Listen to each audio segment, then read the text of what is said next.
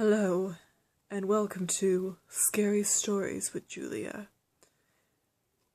Big Poop. Have you ever lived in a house that was haunted?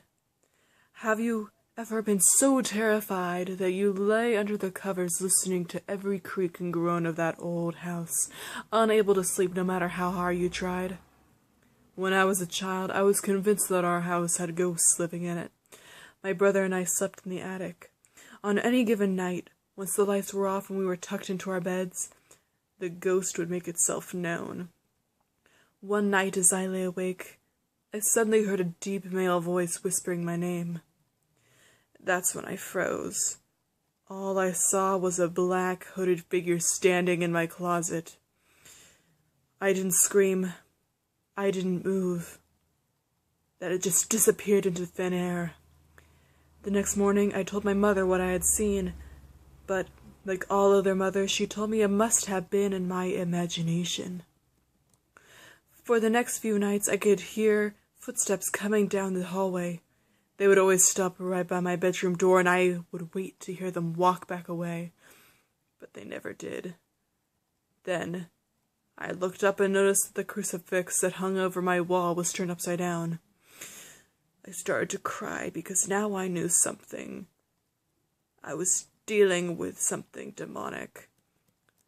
After I told my brother about these frightening events, he said that he, too, had experienced something similar. We discussed the situation and decided that our house must be haunted. One evening, my mother and father were throwing a party, and my older brother was spending the night with his friends. I was left alone upstairs.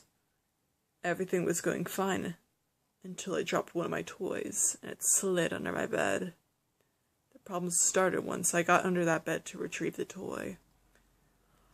All of a sudden, something landed on top of my bed and began jumping up and down. I screamed like I was about to be murdered over and over. I also tried to get out from under the bed, but I couldn't. Whatever was jumping on my bed that night, I was doing it with so much force that the mattress was pinning me to the floor. My father came upstairs and found my feet sticking out from under the bed while I was screaming, "Bloody murder!" He pulled me out, picked me up, and sat me on the bed. And he started to tell me off. I tried my best to explain what had happened, but it didn't make much sense. I never trusted that room again. The whole time I lived in that house, I refused to be left alone. I would never go up to my room by myself. Instead, I would wait until my older brother had been up there for a few minutes before me, so the ghost would get him first. I lay awake at night with my head under the covers, analyzing every creak, grunt, and moan that echoed through the old house. Sometimes I would just pass out from exhaustion. As time went on, the fear soon spread to the entire house. It was a bright summer day when my mom brought me with her as she paid a visit to the neighbor's house. I remember playing out back when suddenly I needed to go to the toilet. I ran up to my mom and asked to use the bathroom. "I'm sorry, honey," said the neighbor lady. "My septic tank is broken. No one can use the bathroom." I couldn't believe what I was hearing. I desperately needed to poop. My mom suggested that I run back to the house and use her own toilet. Not even thinking twice, I dashed down the street, clutching my bottom, trying to keep the poop in. When I got to our house, I came to the porch and stopped dead in my tracks. I couldn't go into the house. I was alone. The ghost was in there. If I went inside, it would surely get me. There was no way on God's green earth that I was going to set foot inside the house on my own. So what could I do? What do you do?